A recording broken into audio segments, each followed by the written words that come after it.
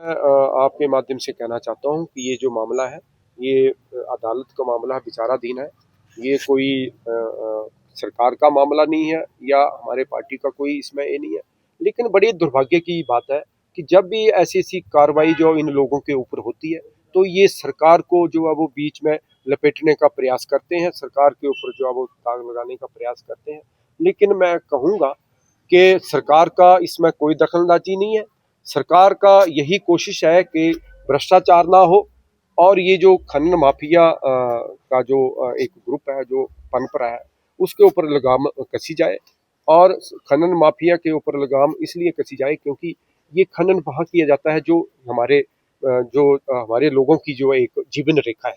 खड्डे नाले जो है वो हमारे लोगों की जीवन रेखा है, जहाँ से पानी का सोर्स जो है वो निकलता है और पानी जो है वो यही हमारा एक सोर्स सबसे बड़ा है। खड्डा नाले जो प्रदेश में है, इसमें कोई एक्स्ट्रा नहरें नहीं है, लेकिन खड्डा नालों के ही सहयोग से सहारे से जो है वो हम लोग यहाँ जीते हैं।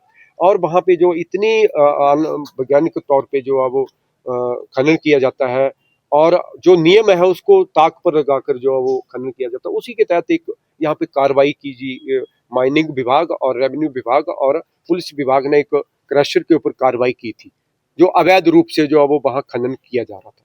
और उसी के तहत यहाँ पे जो लोअर कोर्ट था उसमें वो उनकी याचिका खारिज की गई और उसके बाद जो है वो हाई कोर्ट गए।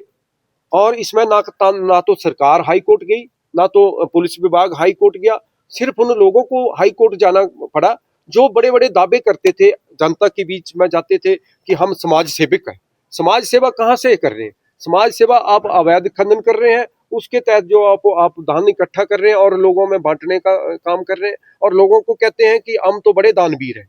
अगर दानवीर थे तो उस कार्रवाई का सामना करते, क्यों हाई कोर्ट गए? अगर आप स्वच्छ छवि के लोग हैं, आप ईमानदार हैं, तो हाई कोर्ट जाने की आपको जरूरत नहीं थी। सरकार नहीं गई हाई कोर्ट, आप हाई कोर्ट गए। हाई कोर्ट में भी आपकी याचिका जो है वो खारिज की गई और उसके बाद आपको फिर सुप्रीम कोर्ट जाना। हाई कोर्ट के बाद सरकार ने आपको फिर समय दिया। सरकार का इसमें कोई ये नहीं था कि आपको अरेस्ट किया जाता। विभाग का कोई ये नहीं था, दबाव नहीं था। पुलिस विभाग आपके पीछे नहीं दौड़ी थी। आप खुद भागते भागते जो है वो सुप्रीम कोर्ट पहुंचे और आज जो है वो सुप्रीम कोर्ट से भी जो है आपको राहत नहीं मिली और आप ऊपर से उल्टा जो है वो सरकार को बीच में लपेटने का काम करते हैं। क्या बात है कि अगर आप सच्चे हैं, ईमानदार हैं, तो उस सच्चाई का, उस इंक्वायरी का वो जो विभाग करने जा रहा है उसका सामना करिए। क्यों आप जो है वो सरकार और विभाग को जो है वो बीच में लपेटने का काम कर रहे हैं? तो मेरा तो यही कहना है स्थानीय विभाग जो विधायक हैं कि आइए और जो भी आप लोग, अगर आपने गलत नहीं किया है तो उस इंक्वायरी का सामना करिए, ना कि गुमराह करिए, ना तो लोगों को जो है वो झूठ आप फैलाने का काम करिए कि सरकार जो है वो मुझे तंग कर रही है। सरकार क्यों तंग करेगी? गलती आपने की है तो उसका सामना करिए, ये मेरा ये है।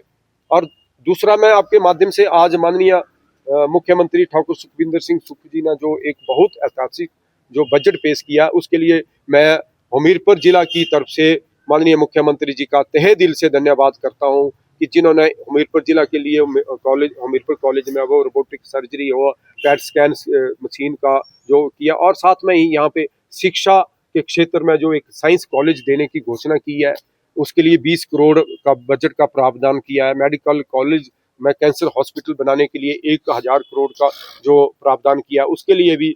और एक शिक्षा और स्वास्थ्य के क्षेत्र में जो अब एक हमीरपुर को हब बनाने का जो आपका प्रयास है, उसके लिए मैं तहे दिल से आपका धन्यवाद करता हूँ।